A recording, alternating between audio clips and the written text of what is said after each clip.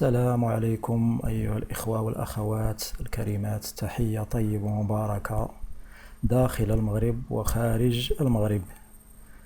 في هذا الفيديو الباحث والمفكر التونسي صافي سعيد يتكلم في واحد المقطع عن المغرب.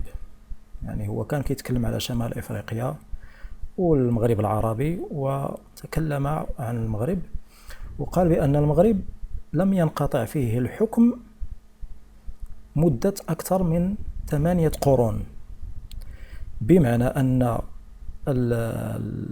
حكام المغرب وسلاطين المغرب هم أبناء المغرب.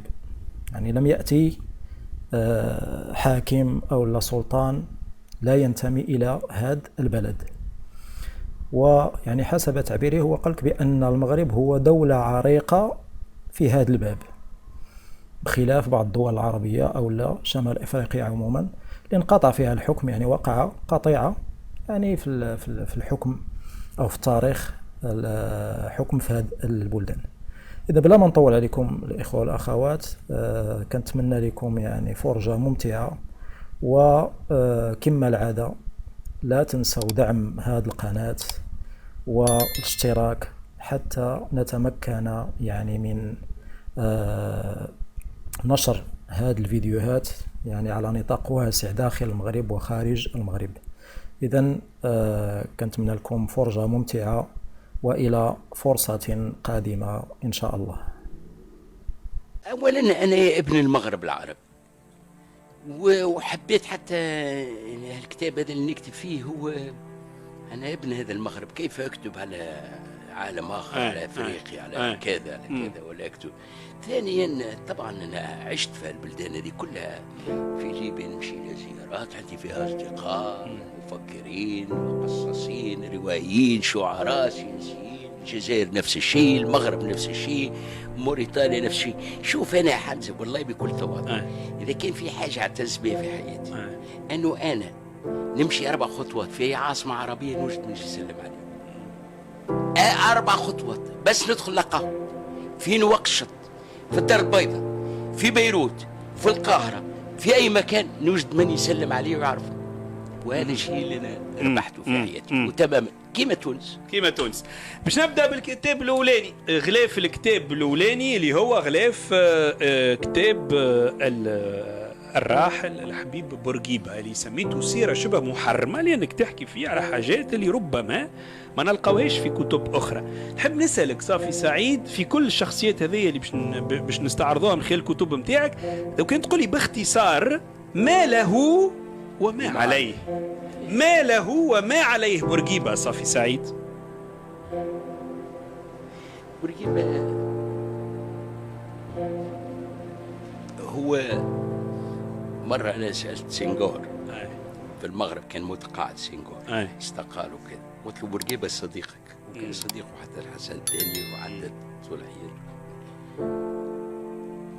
بورقيبة صديق، كان وقت بورقيبة مازال يحكم، أنا كيف في 84 هذا، فهمت؟ لماذا لا تقنعه بالاستقالة مثلك أنت؟ سنغور زميل له من عمره، قامة دولية، مؤسس مع الفرنكوفونية، صحيح، زمالة إفريقية كذا، زعيم إفريقي كبير. خلي بورقيبة لن يفرط في الحكم أبدا، ولا يمكن أحد يقنعه، وما دام هو في السلطة لن يموت أيضا. أي طبعا هو لو خليناه في السلطة ممكن عاش على الأقل 2000. وقتها بن علي كان حكم 13 عام، صح ولا؟ هو مات بعد السلطة ب 13 عام، شو قداش عاش بعد؟ فما بالك إذا كان هو في السلطة. قال لي إنه كالبابا لا يموت. فبورقيبة هذا الشيء اللي لم يلتقطه، وعادة واحد كذا سكران بالسلطة لا يلتقطه. في ناس تو يحكموا، السلطة تذهب، يكفي تقرأ كتاب سيرة ذاتية متاع صدام، متاع ستالين، متاع تروتسكي، متاع ديغول، متاع مين مكان، تفهم هذه السلطة ايش تعطيك وايش تاخذ منك، ووقتاش لازم تفارقها إذا كنت ذكي، ووقتاش لازم، فهمت؟ بورقيبة تفوتهم اللحظات هذه، الديكتاتوريين أو المستبدين أو هذون الناس اللي انصاف الهه، انصاف شياطين ايضا، ما يفرطوش في السلطه. هذا ما عليه وما له. كان امثله لو حتى في الغرب كي نحكوا على هذا، راهو مش بورقيبه متمسك بالسلطه اكثر من مترون تمسك بها اكثر، فهمت؟ مترون اللي ترشح من المره الاولى عنده السرطان، طبيبه قال له حياتك الافتراضيه 5 شهور، قال سأترشح، وصار يمشي الكنيسه كل اسبوع، وعنده كاهن كبير من لا عنده كاهن كبير من اصل فيتنامي، فهمت؟ يقرا له ويقول له احكي لي عن الموت، ما هو الموت؟ ما هي الاخره؟ ما هو بعد الحياه؟ فهمت؟ وبالطريقه هذيك يحكي طبيبه، هذه مذكرات طبيبه اللي عاش 14 عام في السلطه، 14 عام كانت الرئاسه 7 سنوات حكم، بعدين هو انتهت منه السلطه ومات في 3 شهور. فاذا السلطه هي اكسير الحياه، فهمت؟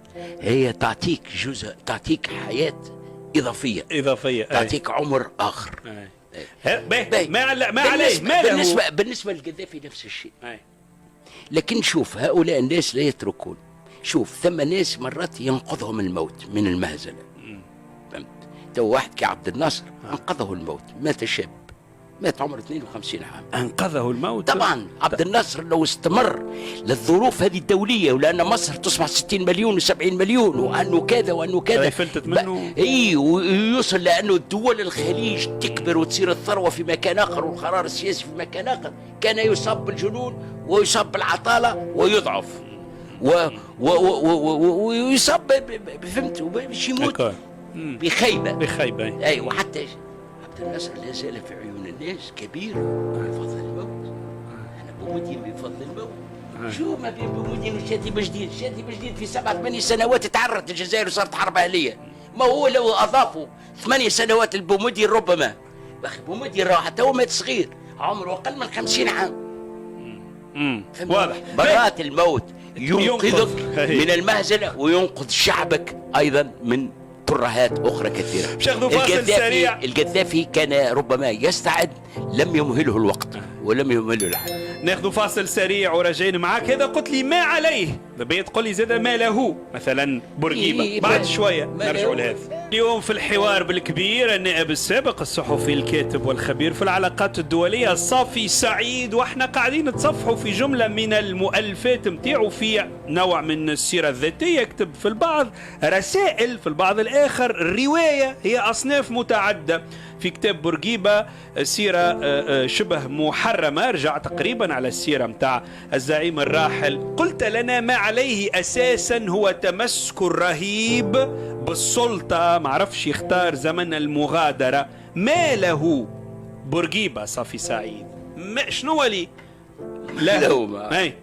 شوف هو نفسه تسأله السؤال تختلط في ذهنه الأجوبة، لأنه ثم حاجات لا ندركها إلا فيما بعد في مسافة زمنية وكذا. على أي حال ما له بورقيبة اشتغل شوف خطة الدولة التونسية كانت موجودة من عهد الدولة الحفصية، كيما الدولة الجزائرية كيما المغربية كيما كذا، يعني ما حدا يزايد علينا بهذا.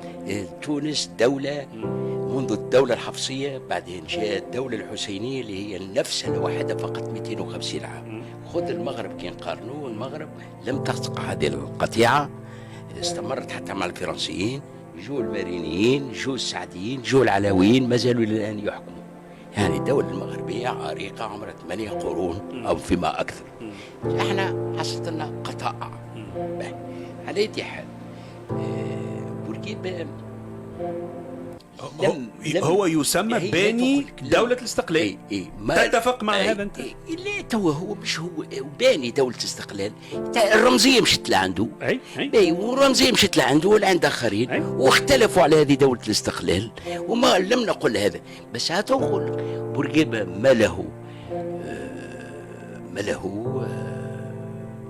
انا بصراحة وجد ما عليه اكثر، لكن ما له أنه شخص كان يؤمن بالعمل والمنهجية في البدايات. بورقيبة عمره السياسي 3 حقب، حقبة مناضل ومجاهد براغماتي، وحقبة رئيس المعي يريد أن يؤسس وأسس دولة وأسس إدارة وأسس أرشيف وأسس جيش وحرر الأراضي الزراعية وأسس وقاد معارك مع فرنسا في بنزرت وفي الصحراء وفي كذا.